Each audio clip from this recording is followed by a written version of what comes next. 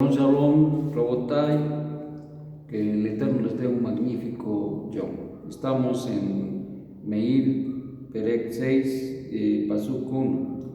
Y salió Yeshua de allí, regresa a su comarca y sus talmidín lo siguen. Y llegando el Shabbat, comenzó a enseñar en la sinagoga y a la mayoría de los que le escuchaban se asombraban diciendo: ¿de dónde obtuvo estas interpretaciones de la Torá? ¿Y cuál es la sabiduría que le ha sido dada? ¿Y cómo ha recibido este poder de hacer este tipo de milagros que son hechos por sus manos? ¿No es este el alfarero, el hijo de Miriam, y el hermano de Jacob, y de José, y de Yehudá, y de Shimón? ¿Y no pertenecen a nuestra comunidad sus hermanas que están entre nosotros? Y Yeshua les decía: no hay profeta sin honra, sino en su tierra, y entre los parientes y en su propia casa. Y no le fue permitido hacer allí ningún milagro, excepto sanar a unos pocos enfermos, imponiéndoles sobre ellos sus manos. Y Yeshua estaba asombrado por la falta de emuná que había en ellos, y recorría las aldeas de la comarca explicando la Torá. Qué difícil a veces se torna el poder dar testimonio a nuestros cercanos. Y lo muestra nuestro Santo Maestro cuando nos expresa a través de prácticamente un testimonio de parte de él, de las circunstancias que se dieron.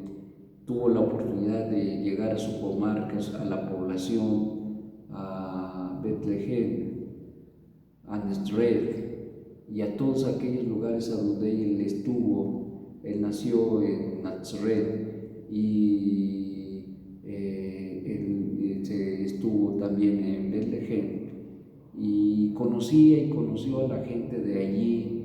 Y ciertamente una de las cosas importantes que sucede es que la relación que se tiene, como era conocido y era entendido, es interesante, porque ahí le dicen de dónde sacó estas interpretaciones de la Torá.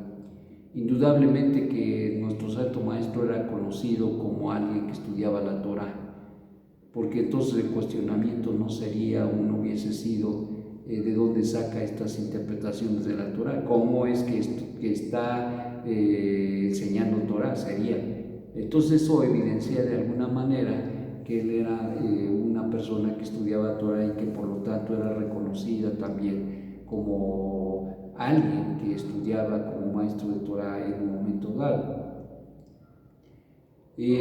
Las circunstancias que se van dando muestran precisamente, como decíamos, esa falta de emuná, esa falta de credibilidad a la gente o en la gente que está cercana a nosotros. Y muchas veces todo esto ocasiona a veces que no se sea revelado muchísimas cosas a la gente que evita, o que pone una barrera, o que da la vuelta al testimonio y a la verdad que nosotros les expresamos.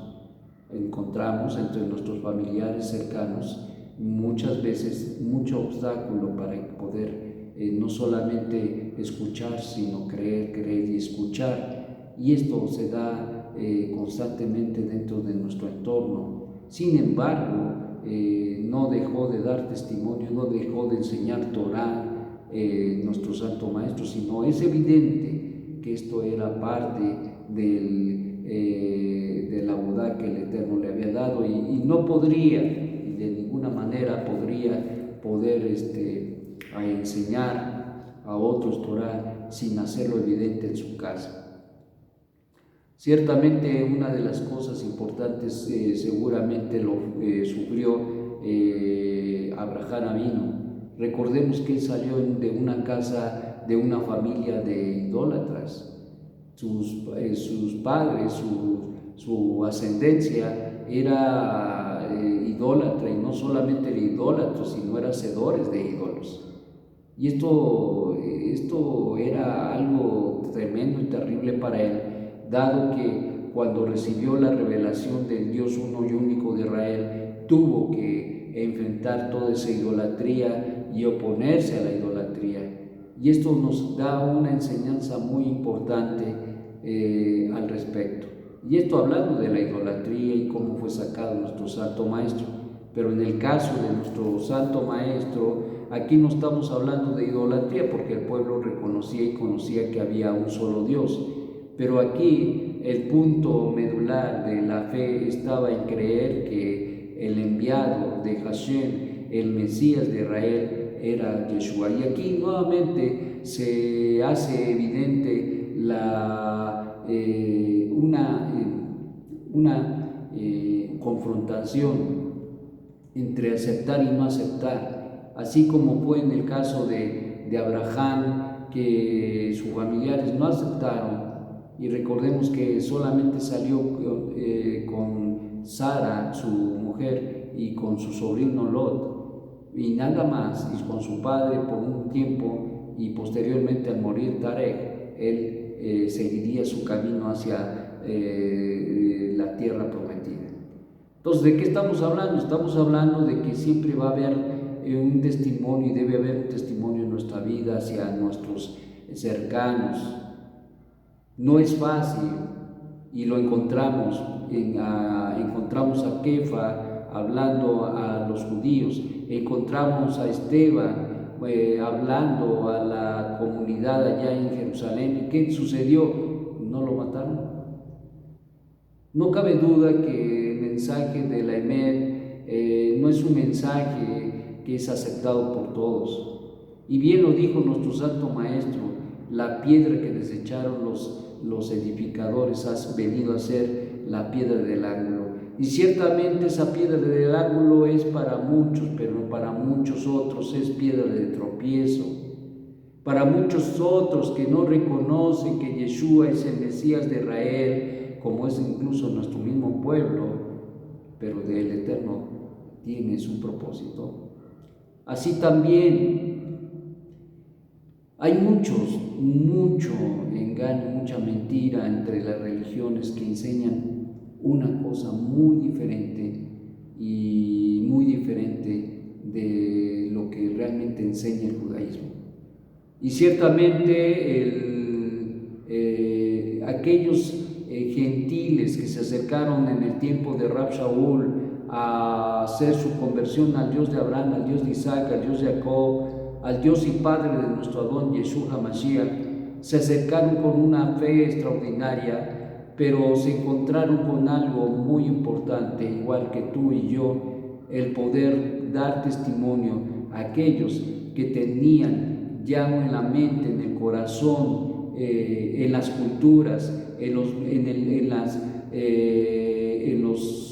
pueblos en los cuales había nacido, donde se reconocía a los dioses y a los hijos de los dioses que competían, entre comillas, competían con el Mesías de Israel, y esto habría de dar un conflicto extraordinariamente grande. Entonces, en otras palabras, si para el tiempo de Yeshua, cuando él compartía incluso con su misma familia y no lo aceptaban, imagínate después cuando deja a los talmidim y tienen que compartir ahora no solamente con el pueblo de Israel, sino también con el mundo. Y el mundo reconoce que sí hay el Hijo de los dioses, sí reconoce que hay dioses en formas de hombre, y esto causa un conflicto grave. ¿Cómo hacer reconocer,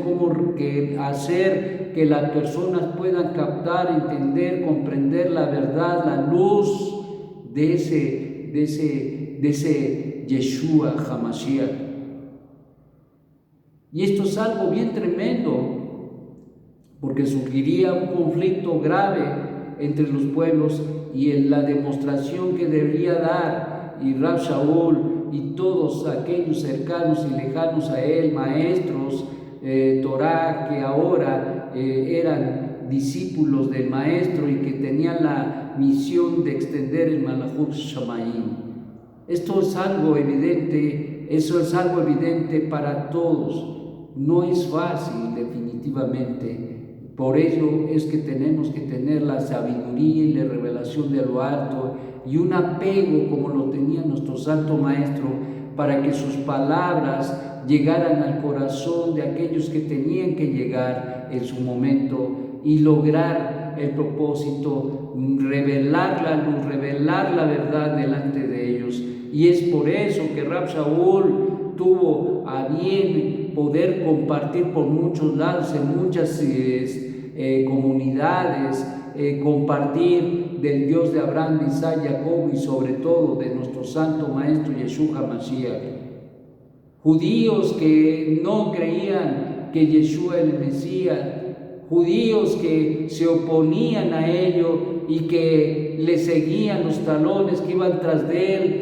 Él sembraba y él llegaba a destruir, y ellos llegaban a destruir lo sembrado, el testimonio. Era una batalla que a veces no se daba uno cuenta que sucedía, pero así estaba sucediendo. Él construía, edificaba, llegaban otros y trataban de destruir, devastar todo lo que se había hecho.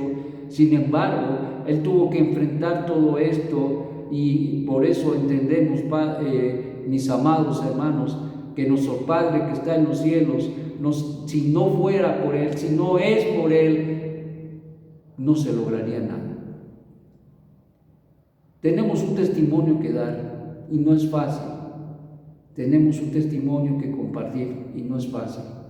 Nunca lo ha sido, pero los escogidos y los llamados lo han de escuchar. Y esa es nuestra misión, mis queridos amados hermanos. Necesitamos no callarnos y compartir con los que tenemos que compartir la verdad de un solo Dios y de un solo Mesías, sin confundir uno con el otro. Que el Eterno te dé un magnífico día y que te haga reflexionar mucho en cuál ha sido el llamado y cuál es tu misión en este mundo. Shalom, shalom. Shabbat shalom.